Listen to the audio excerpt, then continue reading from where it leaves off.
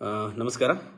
ಹಿಂದೆ ವಿಡಿಯೋ ಕೆಲವು ತಾಂತ್ರಿಕ ಕಾರಣಗಳಿಂದಾಗಿ ಅದನ್ನು ಡಿಲೀಟ್ ಮಾಡಿದ ನಂತರ ಇಂದ ಹೊಸ ಒಂದು ಲೈವಲ್ಲಿ ನಾನಿದ್ದೇನೆ. ಈಗ ನಾನು ನಿನ್ನೆ ಎಲ್ರಿಗೂ ಸಹಿತ ಹೇಳಿರೋ ರೀತಿಯಾಗಿ ಇಂದು ವಂದೇ ಮಾತರಂ ಗೀತೆಯನ್ನು ಕುರಿತಾಗಿ ಮಾತನಾಡಬೇಕು ಅಂತ ಹೇಳಿ ಒಂದು ಯೋಚನೆ ಇತ್ತು.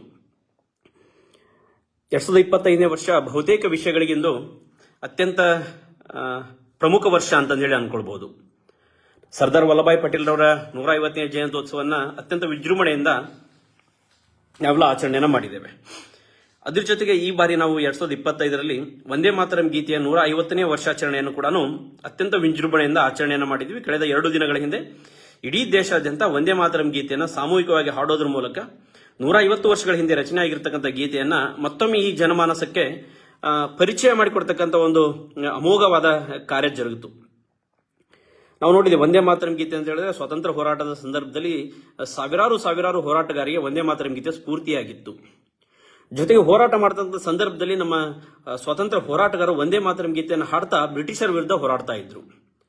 ಆದ್ರೆ ನಾವು ತದನಂತರ ಇತಿಹಾಸವನ್ನು ಗಮನಿಸಿದಾಗ ಗೊತ್ತಾಗುತ್ತೆ, ವಂದೇ ಮಾತರಂ ಗೀತೆಯನ್ನ ಕೆಲವು ವ್ಯಕ್ತಿಗಳು ಕೆಲವು ಕಾರಣಗಳಿಗೋಸ್ಕರ ಏನ್ ಮಾಡ್ತಾರೆ ಅಂತ ಹೇಳಿದ್ರೆ ವಂದೇ ಮಾತರಂ ಗೀತೆಯನ್ನು ಪೂರ್ಣ ಪ್ರಮಾಣ ಹಾಡೋದಕ್ಕೆ ನಿರ್ಬಂಧವೇನೇಳಿ ಕೇವಲ ಮೊದಲ ಸ್ಟಾಂಜಾವನ್ನ ಮಾತ್ರ ಹಾಡಲಿಕ್ಕೆ ಪ್ರಾರಂಭ ಮಾಡ್ತಾರೆ.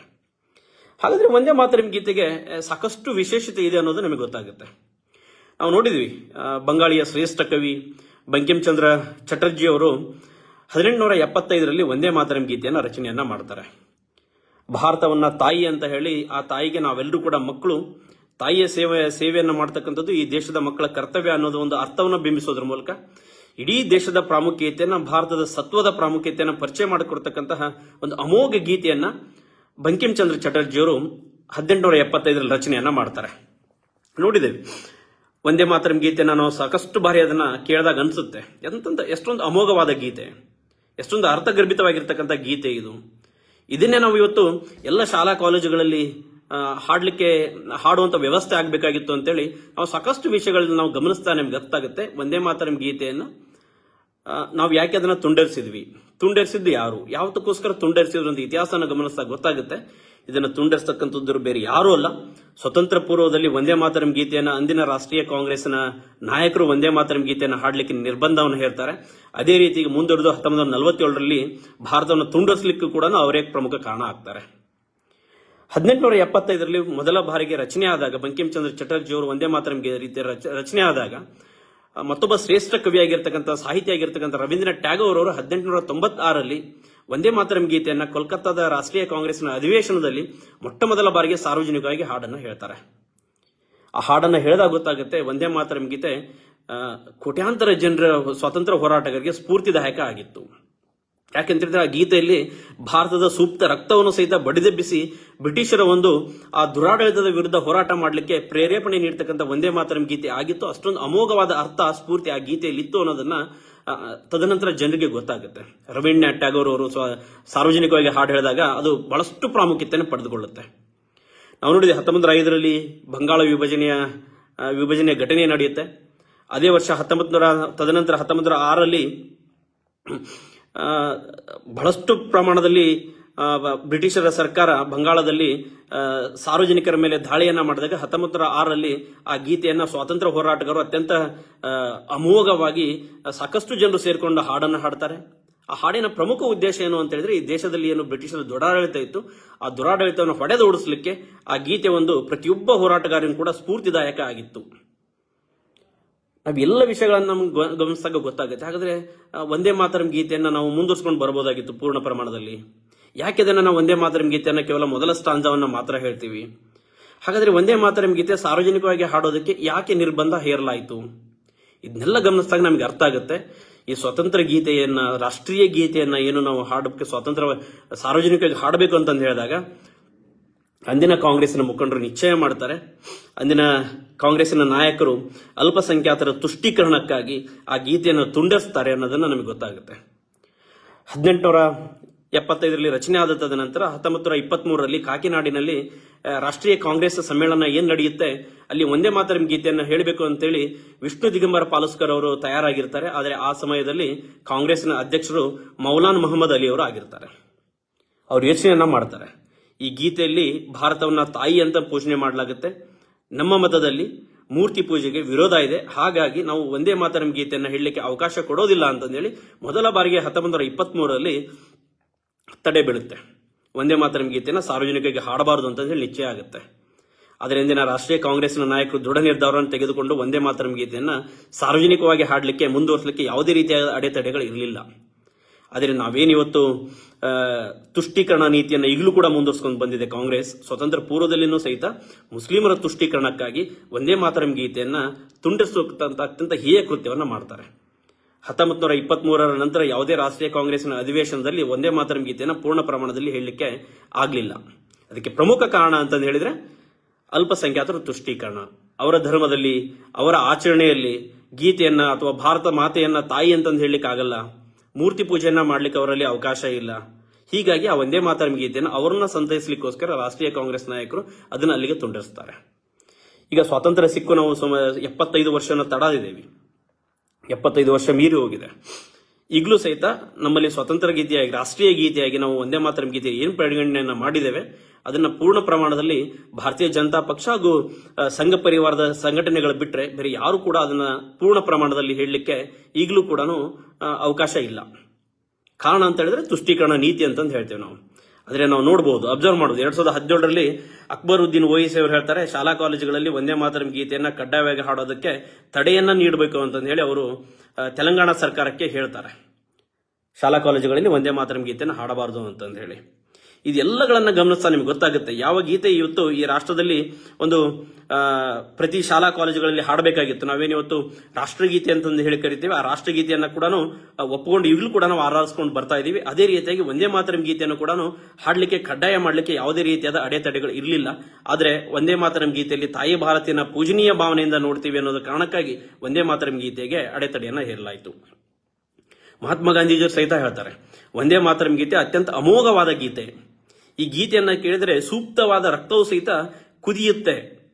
ಅಂದ್ರೆ ಸತ್ತು ಹೋಗಿರ್ತಕ್ಕಂಥ ರಕ್ತ ಸಹಿತ ಕುದಿಲಿಕ್ಕೆ ಪ್ರಾರಂಭ ಆಗುತ್ತೆ. ಆ ಮೂಲಕ ಸ್ವಾತಂತ್ರ್ಯ ಹೋರಾಟಕ್ಕೆ ಪ್ರೇರಣೆ ಸಿಗುತ್ತೆ.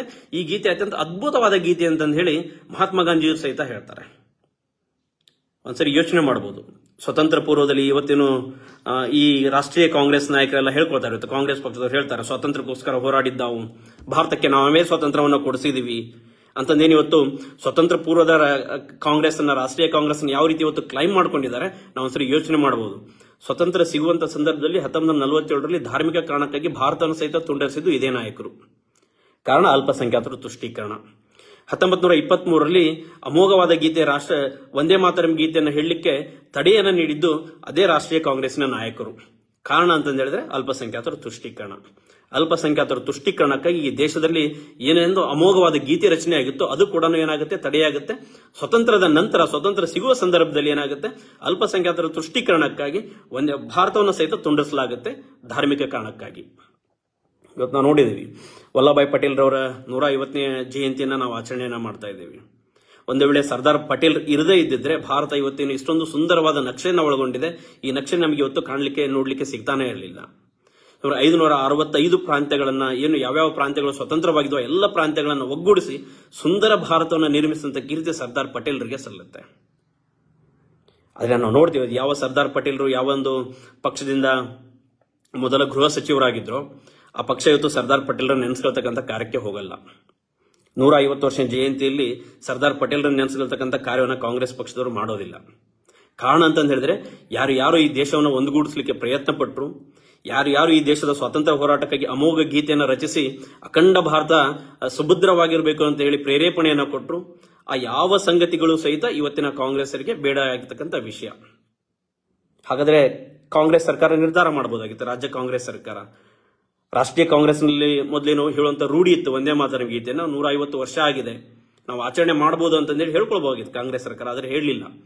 ಆದರೆ ಈ ಬಾರಿ 150ನೇ ವರ್ಷಾಚರಣೆಯನ್ನ ಇಡೀ ದೇಶದಲ್ಲಿ ಅತ್ಯಂತ ವಿಜೃಂಭಣೆಯಿಂದ ಆಚರಣೆಯನ್ನ ಮಾಡಬೇಕು ಅಂತಂದು ಹೇಳಿ ಕರೆ ಕೊಟ್ಟಿದ್ದು ಈ ರಾಷ್ಟ್ರದ ಮಾನ್ಯ ಪ್ರಧಾನಮಂತ್ರಿಗಳಾಗಿರ್ತಕ್ಕಂಥ ಶ್ರೀ ನರೇಂದ್ರ ಮೋದಿಜಿಯವರು. ಇಷ್ಟೆಲ್ಲ ಯೋಚನೆಗಳು ಮಾಡಿದ್ರೆ ನಿಮಗೆ ಗೊತ್ತಾಗುತ್ತೆ. ಅಮೋಘ ಗೀತೆ ಆಗಿರ್ತಕ್ಕಂಥ ವಂದೇ ಮಾತರಂ ಗೀತೆ ಸಹಿತ ತುಂಡಾಗಿ ಹೋಯಿತು. ಪ್ರಬುದ್ಧ ಭಾರತ, ಅಖಂಡ ಭಾರತ ಏನಿತ್ತು ಅದು ಸಹಿತ ತುಂಡಾಗಿ ಹೋಯಿತು.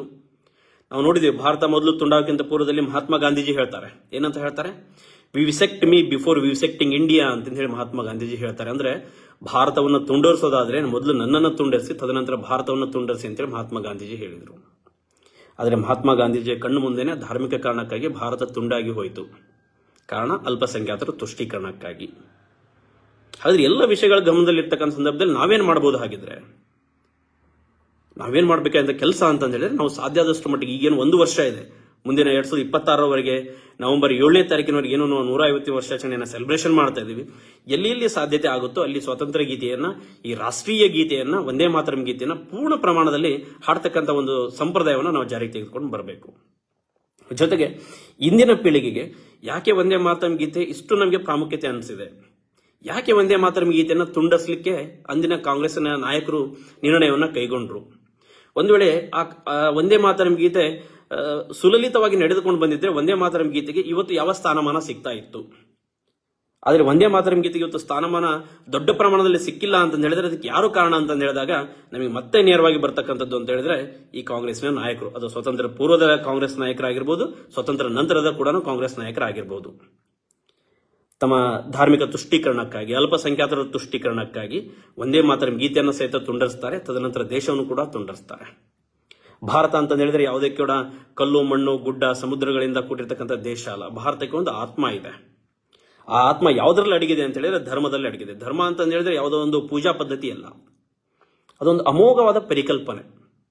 ಆದರೆ ಕಾಂಗ್ರೆಸ್ನ ಅಂದಿನ ನಾಯಕರು ಹಾಗೆ ಇಂದಿನ ನಾಯಕರು ಆ ಕಲ್ಪನೆಯನ್ನ ಮುಂದುವರಿಸಿಕೊಂಡು ಹೋಗ್ಲಿಕ್ಕೆ ಯಾವುದೇ ರೀತಿಯಾಗಿರ್ತಕ್ಕಂಥ ಪ್ರಯತ್ನವನ್ನು ಮಾಡ್ತಾ ಇಲ್ಲ. ಕಾರಣ ಅಂತ ಹೇಳಿದ್ರೆ ಹಿಂದುತ್ವ ಅಥವಾ ಹಿಂದೂ ಆಚರಣೆ ಅಂತ ಹೇಳಿದ್ರೆ ನಾವು ಬೇರೆದವ್ರನ್ನ ತುಷ್ಟೀಕರಣ ಮಾಡಲಿಕ್ಕೆ ಸಾಧ್ಯತೆ ಆಗೋದಿಲ್ಲ, ಅವ್ರು ನಮ್ಮನ್ನು ಬಿಟ್ಟು ಹೋಗಿಬಿಡ್ತಾರೆ ಅನ್ನೋದಂತ ಒಂದು ಹುಚ್ಚು ಕಲ್ಪನೆ ಈ ನಾಯಕರಿಗಿದೆ. ಹೀಗಾಗಿ ನಾನು ಮತ್ತೊಮ್ಮೆ ಹೇಳ್ತೇನೆ, ಈ ಏನು 150ನೇ ವರ್ಷಾಚರಣೆ ಇದೆ, ವಂದೇ ಮಾತರಂ ಗೀತೆಯ 150ನೇ ವರ್ಷಾಚರಣೆ, ಈ 1 ವರ್ಷದ ಅವಧಿಯಲ್ಲಿ ವಂದೇ ಮಾತರಂ ಗೀತೆಯನ್ನು ಎಲ್ಲೆಲ್ಲಿ ಸಾಧ್ಯತೆ ಆಗುತ್ತೋ ಆ ಎಲ್ಲ ಸ್ಥಳಗಳಲ್ಲಿ ಪೂರ್ಣ ಪ್ರಮಾಣದಲ್ಲಿ ಹೇಳ್ತಕ್ಕಂಥ ಒಂದು ಪ್ರಯತ್ನವನ್ನು ನಾವು ನೀವೆಲ್ಲ ಮಾಡೋಣ.